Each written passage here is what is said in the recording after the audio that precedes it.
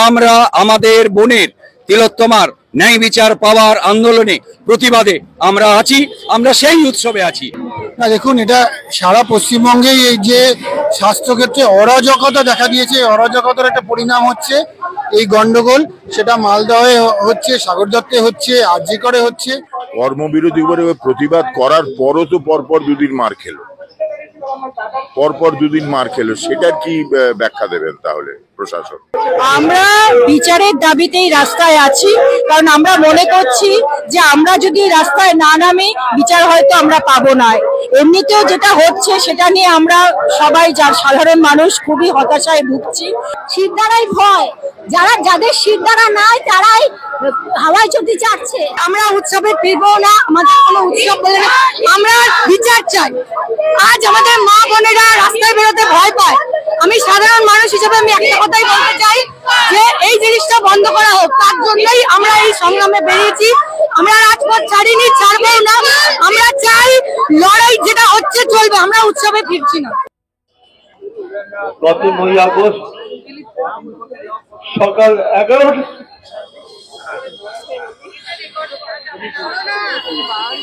11টার সময় আমার করে একটা কল আছে। ওই কলটা আমার জীবনটাকে তছনছ করে দিয়েছে। আমার মেয়েটা একটি নদীতে লড়াই করেছিল।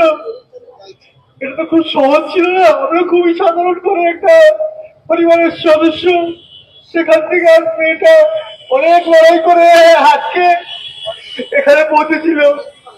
একটা ফোন কল আমাদের সেই জীবনটাকে তছনছ করে দিয়েছে। শুধু আমার মনে একটা কথা এখন 140 কোটি লোকের বাঁচার অধিকার আছে, শুধু আমার মেয়ের বাঁচার অধিকারটা এই দৃষ্টিরা কিনে দিয়েছে। কর্মবিরতিতে কেন গেছেন বুঝতে পারছেন? ওনার বাড়িতে তো একটা মেয়ে আছে। কালকে যদি উনি যখন প্র্যাকটিস করতে যাবেন, ল প্র্যাকটিস করতে যাবেন, ওনার আদালতের মধ্যে ঢুকে যদি ওনার বাড়ির ওই মহিলাটি যিনি ল প্র্যাকটিস করেন তাকে কেউ মারধর করেন, উনি বাবা হিসাবে রাস্তায় নামবেন না, প্রতিবাদ করবেন না? আমাদের সারা রাজ্যে যে থ্রেট কালচার শুরু হয়েছে তার বাইরে কোনো অংশ নেই, কোনো হাসপাতাল নেই, কোনো ক্ষেত্র নেই, শিক্ষাক্ষেত্র নেই, কোনো ক্ষেত্র নেই। তো যে হাসপাতালে যে হামলা হচ্ছে তার ছোটখাটো বহিঃপ্রকাশ হচ্ছে এই থ্রেট কালচার। আর এই যে আমরা দেখছি যে আমাদের জুনিয়র ডাক্তাররা যে দাবিগুলি নিয়ে আন্দোলন করেছিলেন, যার জন্য আমাদের মুখ্যমন্ত্রীর সাথে মিটিং হয়েছিল, যে মিটিংয়ে সিদ্ধান্ত হয়েছিল, সেই সিদ্ধান্তগুলো সিদ্ধান্তই থেকে গেছে। সেগুলোকে বাস্তবায়িত করার জন্য যা যা করা দরকার হাসপাতালগুলিতে চিকিৎসক এবং স্বাস্থ্যকর্মীদের সুরক্ষার জন্য, এবং যেটা খুব জরুরি, সেই স্বাস্থ্যকর্মীদের সুরক্ষা ছাড়া তারা কোনো ভালো চিকিৎসা দিতে পারবে না। তাই আজকে এই আক্রমণের ঘটনা ঘটছে, যেটা অত্যন্ত নিন্দনীয়। আপনি যে থ্রেট কালচারের প্রসঙ্গ বললেন, সে প্রসঙ্গে আমি বলি, কল্যাণ বন্দ্যোপাধ্যায় শাসক দলের তরফ থেকে তিনি বলছেন দাবি না মানলে মানুষের সেবা করবো না। এটাও একটা থ্রেট কালচার। হাসপাতালে মানুষ সিনেমা দেখতে যায় না, পরিষেবা নিতে যায়। দুদিনের মধ্যে 14ই আগস্টের লোক করে দেখিয়ে দিন, কি বলবেন? আমাদের জুনিয়র ডাক্তাররা কখনো এই কথা বলেনি যে আমাদের দাবি না মানলে আমরা চিকিৎসা করব না। আমাদের জুনিয়র ডাক্তাররা যখন ধর্মঘট করেছে, তারা সরকারি আউটডোরের জায়গায় না বসে তারা বাইরে বসে অভয়া ক্লিনিক করে চিকিৎসা দিয়েছে। তারা বন্যা ত্রাণে গেছে। তারা বারবার বলেছে আমাদেরকে এমন একটা পরিবেশ দাও যে পরিবেশে আমরা ভালো করে চিকিৎসা করতে পারি। এটা সরকারের দায়িত্ব তাদের সুরক্ষা দেওয়া, তাদের একটা পরিবেশ দেওয়া। এটা কখনোই এরকম দাবি ওঠেনি যে আমরা আমাদের দাবি না মানলে আমরা পরিষেবা দেবো না। না, উল্টে তারা বলেছে আমাদের একটা পরিবেশ দাও, আমরা চিকিৎসা দিতে চাই। এই দুটো কি এক হলো? দুটো এক নয়। স্যার, আমরা আজকে দেখলাম চিকিৎসকদেরকে 10 দফা দাবি রয়েছে, সেখানে তারা স্পষ্টত 4 নম্বর দাবিতে বলেছেন যে বেড পরিষেবা, সেই বেড মনিটরিং ব্যবস্থা অনলাইন করতে হবে যাতে রোগীরা তা দেখতে পারেন। কি বলবেন? আমরা কি দেখলাম সাগর দত্ত মেডিকেল কলেজে একটি পেশেন্টের ক্রিটিক্যাল কেয়ার বেড দরকার ছিল, সেই মুহূর্তে সেই হাসপাতালে ক্রিটিক্যাল কেয়ার বেড ছিল না। কিন্তু যদি এরকম একটা সেন্ট্রাল সিস্টেম থাকতো যার থেকে সেই সাগর দত্ত হাসপাতালের ডাক্তারবাবুরা জানতে পারতেন যে আরজিকর মেডিকেল কলেজে একটি ক্রিটিক্যাল কেয়ার বেড খালি আছে কিংবা একটি এসএসকেএম হসপিটালে খালি আছে, তারা দ্রুত সেখান থেকে সেই হাসপাতালে পাঠিয়ে দিতে পারতেন। তা যদি এটা সেন্ট্রাল মনিটরিং সিস্টেমে না থাকে, কোনো হাসপাতালের বেড খালি কখন হচ্ছে রোগীর বাড়ির লোকদের পক্ষে জানা সম্ভব না, চিকিৎসকদের পক্ষেও জানা সম্ভব না। তো এটা স্বাস্থ্য ব্যবস্থা যারা চালাচ্ছেন এটা তাদের দায়িত্ব যে কোন হাসপাতালে কোন বেড খালি আছে, কখন রোগী ভর্তি হতে পারে, এবং কখন তাকে পাওয়া যেতে পারে তাদের জানানো, এবং এটা না জানানোর কারণে আজকে রোগীর বাড়ির লোকের সাথে চিকিৎসকদের ভুল বোঝাবুঝি। সাধারণ মানুষ বুঝে নেন যে হাসপাতালের বেডের দায়িত্ব মালিক ডাক্তারেরা, না ডাক্তারেরা নয়, তারা চাইলেই দুটো বেড পাতে পারেন না, তারা যা ব্যবস্থা থাকে সেটার মধ্যেই চিকিৎসা দেন। তাই আমাদের জুনিয়র ডাক্তারদের দাবির মধ্যে সবচেয়ে বড় দাবিটা কি? সবচেয়ে বড় দাবি হচ্ছে স্বাস্থ্য পরিষেবাতে যতগুলি শূন্য পদ আছে, শূন্য পদে নিয়োগ করতে হবে, চিকিৎসক নিয়োগ করতে হবে, স্বাস্থ্যকর্মী নিয়োগ করতে হবে, হাসপাতালের পরিষেবা পরিবৃদ্ধি করাতে হবে। বছর বছর আমাদের জনসংখ্যা বাড়ছে, আমাদের হাসপাতাল বাড়ছে, বেডের সংখ্যা বাড়ছে, পরিষেবা বাড়ছে না। তো আমরা যদি পরিষেবাকে না বাড়াই আর মানুষদেরকে আমরা 500 লোকের খিচুড়ি রান্না করে 5000 লোক নিমন্ত্রণ করছি, তো এই 500 লোকের খাবার দেওয়ার দায়িত্বটা পড়ে আছে ডাক্তারদের ঘাড়ে, তো কিভাবে সম্ভব এটা? তো সেই জন্যই আমাদের জুনিয়র ডাক্তাররা যে দাবি তুলছে অত্যন্ত যুক্তিসঙ্গত, এবং আমরা আশা করি স্বাস্থ্য দপ্তরের কর্তা ব্যক্তি যারা আছেন তারা এই পরিষেবা বর্ধনের জন্য যথাযথ ব্যবস্থা নেবেন, যাতে জুনিয়র ডাক্তাররা একটা সুস্থ কাজের পরিবেশ পায়। আমার শেষ দুটো প্রশ্ন আপনার কাছে। প্রতিবাদ জানানো তো আমাদের সাংবিধানিক অধিকার, শেষে সেই অধিকার চাইতো আপনাদেরকে আদালতের দ্বারস্থ হতে হলো। দেখুন, আমরা যে দেশে বাস করি, আমাদের অধিকার, আমাদের প্রতিবাদ করার যে অধিকার, সেই অধিকার নিয়ে আমাদের কলকাতার পুলিশ, এবং যে পুলিশ অত্যন্ত দুর্ভাগ্যের সাথে আমি বলতে বাধ্য হচ্ছি, 14 তারিখ রাত্রে যে পুলিশ বুঝতেই পারলো না যে সেখানে হামলা হবে, তার ইন্টেলিজেন্স এত ফেল করলো। আর সেই কলকাতা পুলিশ খবর পেল যে এই 1 তারিখের মিছিলে আশেপাশে নাকি বউবাজার, হেস্টিংস এলাকায় কোনো ভায়োলেন্ট রিঅ্যাকশন হবে।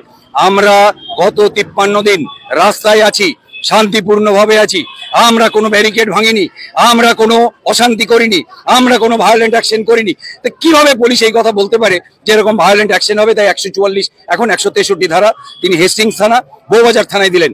আমরা জোর করে প্রতিবাদ করলাম, আইনের পথেই লড়লাম, আমরা তো রাস্তায় মিছিল করতামই। আমার শেষ প্রশ্ন আপনার কাছে, আগামীকাল মহালয়া, এমতো অবস্থায় উৎসবে ফেরার ডাক দিয়েছিলেন মুখ্যমন্ত্রী। আজকে আমরা দেখলাম তিনি উদ্বোধন করলেন প্রতিমা, এবং এমতো অবস্থায় কল্যাণ বন্দ্যোপাধ্যায় তিনি বলছেন বাংলাকে, আপনাদের উদ্দেশ্যে, বাংলাকে শোকস্তব্ধ করে দিতে চেয়েছিল, জবাব দিয়ে দুর্গাপুজো হবে। পুজোর সময় জুনিয়র ডাক্তারদের কর্মবিরতি নিয়ে তারই বক্তব্য। আমাদের পুজো হবে, উৎসব নয়। প্রথম কথা, আমরা উৎসবে আছি। কোন উৎসবে? প্রতিবাদের উৎসবে, ঘৃণা উগরে দেওয়ার উৎসবে, আমাদের দ্রোহের উৎসবে আমরা আছি। আমরা সেই উৎসব করে যাব।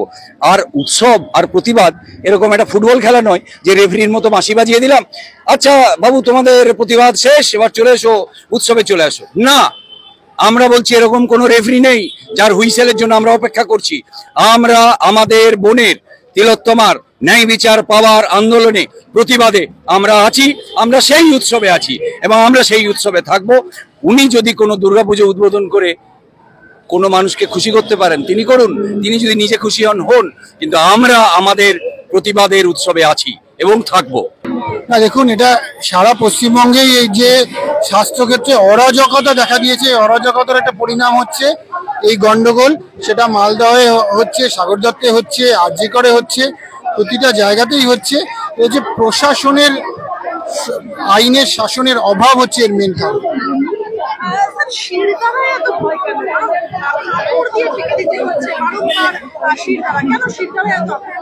কেননা শাসক চায় না যে মানুষ, জনগণ তাদের শিরদাঁড়া সোজা করে দাঁড়াক, তাই এটা শিরদাঁড়াহীন শাসকের সঙ্গে শিরদাঁড়া হাতে যে শিরদাঁড়া নিয়ে যে জনগণ উঠে দাঁড়াতে চাইছেন তাদের লড়াই, সেই জন্যই শাসক ভয় পাচ্ছে।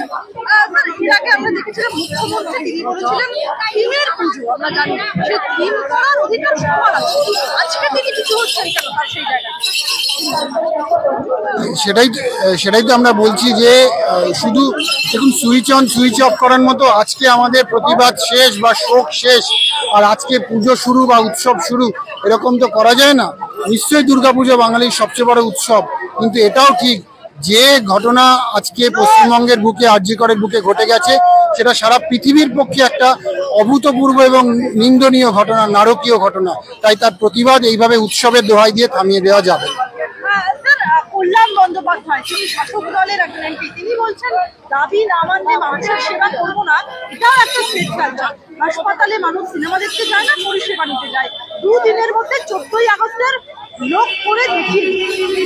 সেটা আপনারা অন্য কথাটা ভেবে দেখুন যে সরকারের পক্ষে কত সহজ ছিল যে মুষ্টিমেয় কয়েকজন লোক এই গুন্ডামি, এই নোংরামি, এই থ্রেট কালচার, এই দুর্নীতির সঙ্গে যুক্ত, তাদের সমস্ত পদ থেকে সরিয়ে দেওয়া, তাহলেই কিন্তু জুনিয়র ডাক্তারদের আস্থা সরকার অর্জন করতে পারতেন। কিন্তু সরকার এই দুর্বৃত্তদের বকলমে ডিফেন্ড করছেন, সেটাই জুনিয়র ডাক্তারদের সবচেয়ে বড় ক্ষোভের কারণ বলে আমরা সিনিয়র ডাক্তাররা মনে করি। কল্যাণ বন্দ্যোপাধ্যায় তিনি বলছেন বাংলাকে শোকস্তব্ধ করে দিতে চেয়েছিল, জবাব দিয়ে দুর্গাপুজো হবে। পুজোর সময় জুনিয়র ডাক্তারদের কর্মবিরতি নিয়ে তার এই মন্তব্য। না দেখুন, এইভাবে দুর্গাপুজোর সঙ্গে প্রতিবাদের কোনো এটা কন্টেস্ট হচ্ছে না। প্রতিবাদের জায়গায় ছিল, আমরা পুজোর সময়ও সেই প্রতিবাদ জারি রাখবো। আমার শেষ প্রশ্ন স্যার, কেউ চাপ দিয়ে সুপ্রিম কোর্টকে তাদের রাস্তায় আনতে পারবে বলে মনে হয় না। ওরা ঘন্টার আড়ালে রাজনীতি করছে। আপনাদের উদ্দেশ্যে বলা হচ্ছে সিপিএম ডিএসও লোক রয়েছে, বিচার আমরাও চাই, কিন্তু লক্ষ লক্ষ মানুষের প্রতি অবিচার করে বিচার হয় না। হাসপাতালে লাইভ স্ট্রিমিং করা হোক, মানুষ দেখুক ডাক্তাররা কি করছে, দুর্গাপুজো বন্ধ করে রোজগার বন্ধ করে দিতে চাইছেন। এই সমস্ত কথাগুলো কল্যাণ বন্দ্যোপাধ্যায় বলছেন। দেখুন, ডাক্তাররা দুর্গাপুজোর সময় তো ডাক্তারদের কাজ করতে হয়।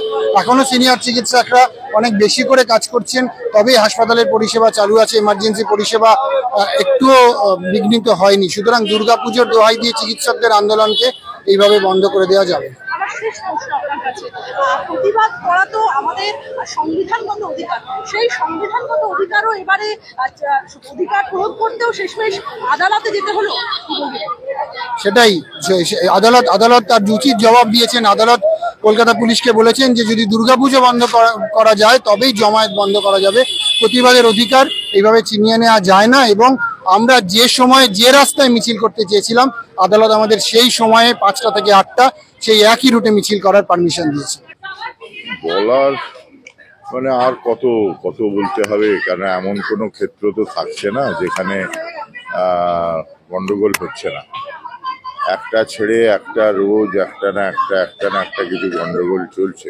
মনে হচ্ছে যেন পুরো সিস্টেমটাই কিরকম একটা গন্ডগোল হয়ে গেছে। এই পুরো সিস্টেমটা যদি না ঠিক হয় তাহলে খুবই বিপদ। আমরা এর আগে দেখলাম শিক্ষা, খাদ্য, তারপরে স্বাস্থ্যতেও আমরা দেখতে পাচ্ছি বারংবার চিকিৎসক বা স্বাস্থ্যকর্মী তারা হেনস্থার শিকার। দায় কি সরকারের নয়? না, অবশ্যই সরকারেরই তো হসপিটালে ঘটনাগুলো ঘটছে, তো এদের সুরক্ষার দায় তো অবশ্যই সরকারের। হ্যাঁ, মানে বিভিন্ন সময়ে যখন আত্মীয় স্বজন মারা যান তখন রুগীর বাড়ির লোকেদের একটা মেন্টাল ট্রমা হয়, ঠিক আছে, কিন্তু সেই মেন্টাল ট্রমা থেকে এখন একটা ব্যাপারই হয়ে গেছে। মেন্টাল ট্রমা থেকে আগে জুনিয়র ডাক্তার, নার্স তাদের হাতের সামনে পাওয়া যায়, তাদের পেটাই করে। এবার এই পেটাই করার সংস্কৃতিটা তো বহুদিনের মানুষের ইতিহাসে। এবার এই পেটাই করার হাত থেকে বাঁচাতে গেলে সরকারকে ন্যাচারালি সেইভাবে প্রোটেকশনের ব্যবস্থা করতে হবে। কিন্তু দেখা যাচ্ছে মানে আমাদের হতাশ হতে হচ্ছে বারবার যে এই প্রোটেকশনটাই সরকার দিতে পারছেন না। এবং এত বড় একটা ঘটনা ঘটে যাওয়ার পর যখন গতকালকেই সুপ্রিম কোর্টে আবার শুনানি ছিল, তার আগের দুদিনে আবার দুটো সরকারি হসপিটালে একই ঘটনা ঘটলো। এবং সেক্ষেত্রে দেখা গেল আবার আমাদের সরকারের সিকিউরিটি সিস্টেম ফেল করলো, আমাদের জুনিয়র ডাক্তারদের, আমাদের এদের বাঁচানো গেল। এটা অবশ্যই সরকারের ফেলিয়ার। এবার সরকারকে খুব তাড়াতাড়ি একটা কিছু করতে হবে, তা না হলে এটা কতদিন ধরে চলবে। এর আগেও আমরা দেখেছি হসপিটালে ডাক্তারদের মারধর করা। আমি বেহালায় থাকি, আমার বেহালা দিয়ে আসতে ক্যালকাটা হসপিটাল পড়ে। ক্যালকাটা হসপিটালের একদিকের এন্ট্রেন্সটা পুরো বন্ধ করে দেওয়া হলো ওই ভাঙচুরের জন্য। এরকম প্রায়ই দেখা যায় হসপিটালে ভাঙচুর হচ্ছে। এখন এগুলো তো প্রশাসনকেই দেখতে হবে, সাধারণ মানুষ তো এগুলো আটকাতে পারবে না, তো প্রশাসনের দায়। আর যদি ফেলিয়ার হয় তাহলে অবশ্যই প্রশাসনের ফেলিয়ার। দাদা, আমরা বারংবার দেখতে পাচ্ছি এই যে এই দায়ের প্রশ্ন আসছে, এমতো অবস্থায় সরকারের তরফ থেকে কল্যাণ বন্দ্যোপাধ্যায় তারা বলছেন যে রীতিমতো দুর্গাপুজোটাকে স্তব্ধ করতেই জুনিয়র ডাক্তাররা যে কর্মবিরতির কথা বলছেন, এটাও একটা থ্রেট কালচারের অংশ। কি বলবেন? দেখুন, যেখানে জুনিয়র ডাক্তারদের সিকিউরিটির প্রশ্ন সুপ্রিম কোর্টও মেনে নিয়েছেন যে ওদের সিকিউরিটি দাও, তা নাহলে ওরা মানুষের সেবা করবে কি করে, সেখানে আমাদের সরকারের এমএলএরা বিভিন্ন সময় বিভিন্ন জায়গায় দাঁড়িয়ে সেম থ্রেটটা করছেন যে আমরা 10,000 50,000 লোক নিয়ে দাঁড় করিয়ে দেবো, দুনিয়ার ডাক্তাররা তখন বাঁচতে পারবেন তো। মানে যে থ্রেটটার এগেনস্টে, জীবনহানির এগেনস্টে, যে মারধরের এগেনস্টে এই লড়াইটা চলছে, সেই হুমকি সরকার পক্ষের লোকজনই দিচ্ছে। তো তাহলে ওনারা আবার কি করে এই দায়টা জুনিয়র ডাক্তারদের উপর চাপায়? যদি দেখা যেত যে ঠিক আছে, যখন এই বিচার চলছে বা এই সরকার ব্যবস্থা নিচ্ছে তার মধ্যে ওই জিনিসগুলো আটকানো গেল, তখন বোঝা যেত। কিন্তু সেটা তো হলো না। সাগর দত্তে আবার হলো, মেডিকেল কলেজে আবার হলো। তো এটা আগে প্রশাসন বন্ধ করুক, তারপর নিজেদের দায়টা নিজেরা অন্যের ঘাড়ে চাপিয়ে দিচ্ছে। প্রশাসনের দায় প্রথম, তাদের আগে বন্ধ করতে হবে, তারপরে অন্যের ঘাড়ে চাপাবেন দোষটা। দাদা, আমার শেষ দুটো প্রশ্ন আপনার কাছে। নাগরিকরা, আপনারা বিভিন্ন সময় রাস্তায় নেমেছেন, আপনাদের এই রাস্তায় নেমে প্রতিবাদ করার অধিকার তো সংবিধান দিয়েছে। এই সংবিধানের দেওয়া অধিকারও শেষে প্রয়োগ করতে আদালতের দ্বারস্থ হতে হচ্ছে। না, এটা তো দেখুন, সবসময় সমস্ত শাসক চায় যদি দেখা যায় যে কোনো পলিটিক্যাল পার্টি নামলো, তবে একটা উদ্দেশ্য বোঝা যায়, তখন যিনি শাসক আছেন, যে দল শাসক আছেন, তারা বুঝতে পারেন যে সাধারণ মানুষ যখন মাঠে নামে বা রাস্তায় নামে, তখন সেটা প্রশাসনের কাছে বা সেই সরকারের কাছে এক বিপজ্জনক হয়ে পড়ে। তাই জন্য পৃথিবীতে সমস্ত সরকার সবসময় চেয়েছে সাধারণ মানুষের মধ্যে এই জাগরণটা আটকাতে। তো এরাও চাইছেন, এটা নতুন কিছু নয়, এটা আগেও চাওয়া হয়েছে, আবার চাওয়া হচ্ছে, ভবিষ্যতেও চাওয়া হবে। মুখ্যমন্ত্রী মমতা বন্দ্যোপাধ্যায় তিনি বলছেন 1 বছর অপেক্ষা করে থাকি, তারপরে ঢাকবাজি উৎসবের সূচনা হয়। কর্মবিরতি না করেও তো প্রতিবাদ করা যায়। কর্মবিরতি না করেও প্রতিবাদ করা যায়, এর আগেও তো প্রচুর প্রতিবাদ হয়েছে। কর্মবিরতি করে প্রতিবাদ করার পরও তো পরপর 2 দিন মার খেলো, সেটার কি ব্যাখ্যা দেবেন তাহলে প্রশাসন? কর্মবিরতি না করে প্রতিবাদ করে আদৌ এর আগে কিছু হয়েছে? এর আগে তো প্রত্যেকবার মার খায়, যেখানে মার খায় ডাক্তারেরা, নার্সেরা প্রতিবাদ করে, আবার সব মিলিয়ে যায়। এবারেও এত বড় প্রতিবাদ করার পরও মার খাচ্ছে, তাহলে প্রতিবাদ না করে কি আদৌ, কর্মবিরতি না করে প্রতিবাদ করে কোনো ফল হতো? এখানেই তো বোঝা যাচ্ছে ফল এতেই পাওয়া যাচ্ছে না ভালো করে। যে দাবি নিয়ে তিলোত্তমার আন্দোলন, তার প্রাইমারি কথা তো এটাই, নিরাপত্তার কথা, সেফটির কথা, সিকিউরিটির কথা, কর্মক্ষেত্রে মানুষের কাজ করার কথা। আমরা দেখেছি মমতা ব্যানার্জি যা প্রতিশ্রুতি দিয়েছিলেন সবটাই একেবারে মিথ্যাতে পরিণত হয়েছে। উনি যা বলেছেন তার একটা কথা উনি রাখতে পারেননি, ফলে বাধ্য হয়ে ডাক্তারদের পূর্ণ কর্মবিরতি যেতে মানে মমতা ব্যানার্জি, পশ্চিমবঙ্গের সরকার তারা বাধ্য করছে। আমরা সবসময় দেখি যে স্বাস্থ্য পরিষেবা ব্যাহত হয়, অনেক সময় পর্যাপ্ত সরঞ্জাম, পর্যাপ্ত বেড থাকে না, থেকে ডাক্তারদের যে 10 দফা দাবি, সেখানেও তারা এই বিষয়টা স্পষ্ট করেছেন। একদমই তো তাই। আমরা তো বলেছি যে সেটা কেন্দ্র সরকার, রাজ্য সরকার দুজনের ক্ষেত্রেই স্বাস্থ্য ক্ষেত্রে বাজেটের যে অ্যালোকেশন তা প্রতি বছর একটু একটু করে কমেছে, এবং সরকারি হাসপাতাল বন্ধ করে দিয়ে প্রাইভেট হাসপাতালের হাতে যাতে স্বাস্থ্যটাকেও একটা মার্কেট করে দেওয়া যায় তার প্রচেষ্টা রাজ্যের সরকারও করেছেন।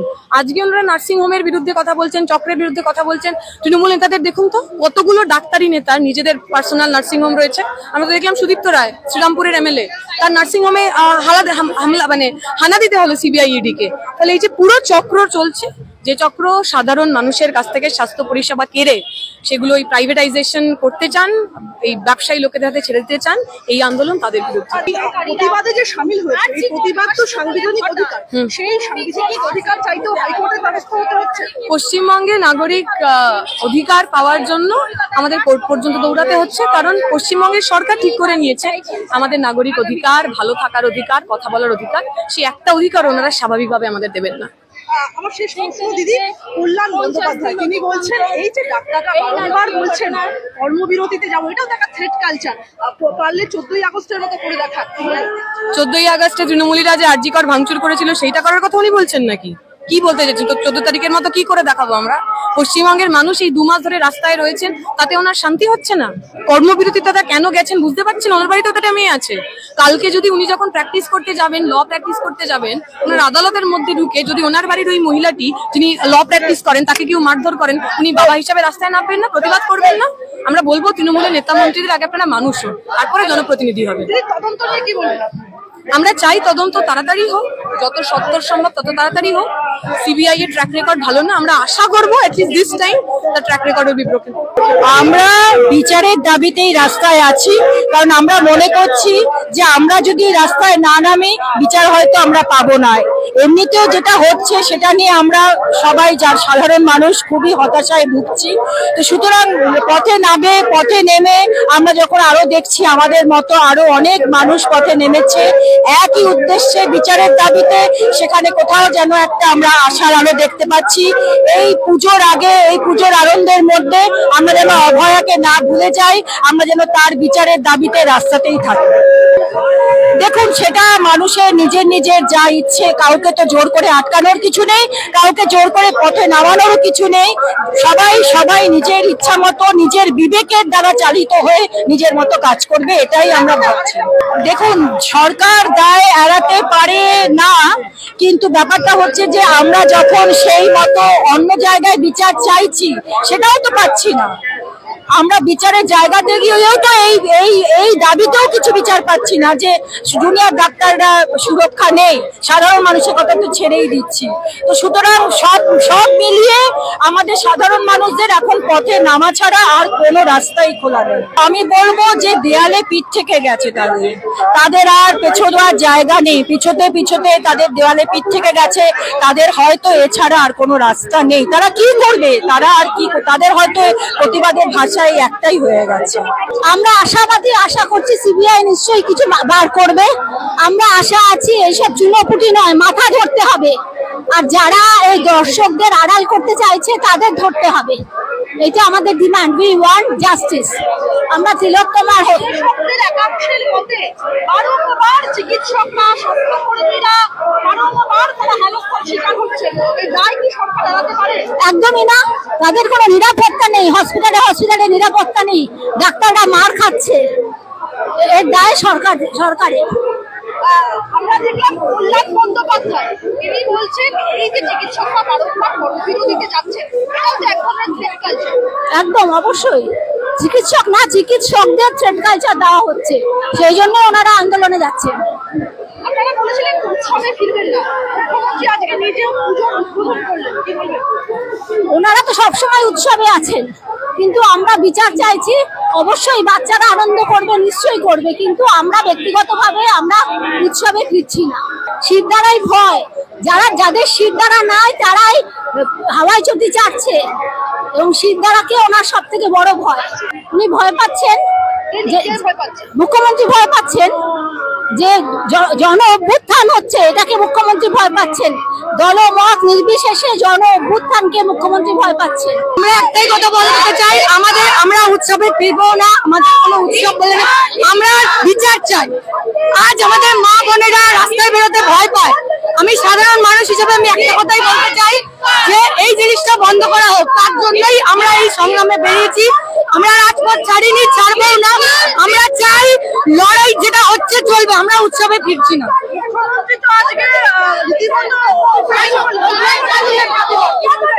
আমি একটা কথাই বলবো যে উনি তো একটা মেয়ে, উনি মেয়ে হয়ে এই জিনিসটা কি করে চুপ করে আছে, আমি সেটাই ভাবছি। গত 9 আগস্ট সকাল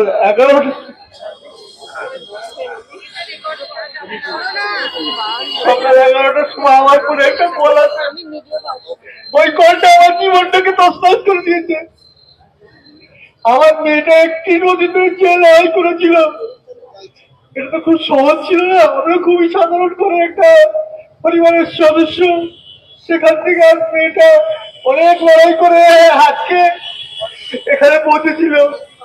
একটা ফোন কল আমাদের সেই জীবনটাকে তছনছ করে দিয়েছে।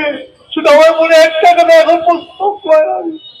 140 কোটি লোকের বাঁচার অধিকার আছে, শুধু আমার মেয়ের বাঁচার অধিকারটা এই দুষ্কৃতীরা কিনে দিয়েছে, এবং কত যন্ত্রণা তাকে দিয়েছে, অসহ্য যন্ত্রণা সহ্য করেছে নির্দিষ্ট একটা কাছে। তা সত্ত্বেও আজকে এতদিন হয়ে গেল, আমরা কোনো বিচারের কোনো প্রসেস দেখতে পাচ্ছি না। যারা গ্রেফতার হয়েছে তারা প্রমাণ লোপাটের জন্য হয়েছে। তারা কেন প্রমাণ লোপাট করেছে সেই উত্তর এখনো আমরা পাইনি। তারা নিশ্চয়ই কাউকে আড়াল করার জন্য প্রমাণ লোপাট করেছে। আজকে কলকাতা যদি সমস্যায় পড়ে, সবার আগে তো পুলিশ তাদের সহযোগিতা করবে, কিন্তু পুলিশ আমাদের সহযোগিতা করেনি। উল্টে আমরা যখন নার্সিংহামে পৌঁছেছি, আমাদের 3.5 ঘন্টা ওই অবস্থার মধ্যে হসপিটালের সেমিনার রুমের গেটের বাইরে অপেক্ষা করতে হয়েছে। তখন সেই সময়টা যে কি অস্বস্তিকর ছিল, আমি জীবনে কোনোদিন জিনিসটা কাউকে বোঝাতেও পারবো না আর ভুলতেও পারবো না। আপনারা সবাই আছেন বলে আজকে দুটো কথা বলতে পারছি। প্রথম দিকে তো আমরা প্রচন্ড আতঙ্কের মধ্যে ছিলাম। আজকে আপনারা আপনার পাশে এসে দাঁড়িয়েছেন, সবাইকে আমি ধন্যবাদ দিয়ে ছোট করব না। সবাইকে আমি কুর্নিশ জানাচ্ছি এবং যতদিন আমি বিচার না পাই, সবার কাছে আমার এটাই অনুরোধ থাকবে, আপনারা আমার পাশে থাকবেন, আমরা নিশ্চয়ই বিচার পাবো। আপনাদের এই উপস্থিতি সত্যি আমাকে একটু আশার সঞ্চার করে। আশা করছি নিশ্চয়ই কিছু না কিছু একটা হবে। আমরা অপেক্ষা করছি এবং সিবিআই এবং সুপ্রিম কোর্টের উপর আমরা পূর্ণ আস্থা রাখছি। আপনারাও রাখুন। আস্তে আস্তে ধীরে ধীরে চেষ্টা করছি, যদি বিচারটা আমরা ছিনিয়ে আনতে পারি। বিচারটা সহজে পাওয়া যাবে না, সেটা আমরা ভালোই বুঝতে পারছি। যে স্বাস্থ্য দপ্তরের অধীনে আমি মেয়েটাকে চার্জি করে দিয়েছিলাম, সে গেছিল রোগী পরিষেবা দিতে, পড়াশোনা করতে, আজকে সেই প্রিন্সিপাল প্রমাণ লোপাটের দায়ে আজকে জেলবন্দি। তার মানে বুঝতে হবে কোন রাক্ষসের কাছে আমি দিয়েছিলাম আমার মেয়েটাকে। প্রথমে আমরা বুঝতে পারিনি যে আরজিকর হসপিটাল এত রাক্ষসের একটা জায়গা। আশা করি আপনারা যখন আছেন নিশ্চয়ই এর বিচার পাবো এবং যারা যারা এই অন্যায় করবে তাদের সমস্ত জায়গা থেকে ট্রেনে নামিয়ে আমরা যেরকম রাস্তা নেই তাদেরও রাস্তায় নামিয়ে তাদের বিচার করবো আমরা। বিচার ব্যবস্থার উপরে নিশ্চয়ই আমার আস্থা আছে এবং সিবিআই এর উপর আস্থা আছে। আর একবার এই কথা সবাইকে স্মরণ করে দিয়ে, আমরা যতদিন বিচার না পাই আপনাদের পাশে থাকার বার্তা দিয়ে, হয়তো আপনারা যখন আন্দোলন করবেন তখন সব জায়গায় আমরা উপস্থিত থাকতে পারবো না, কিন্তু আমরা শারীরিকভাবে না থাকলেও মানসিকভাবে সব জায়গায় উপস্থিত থাকি। আপনাদের সবাইকে আর একবার নমস্কার দিয়ে আমি আমার বক্তব্য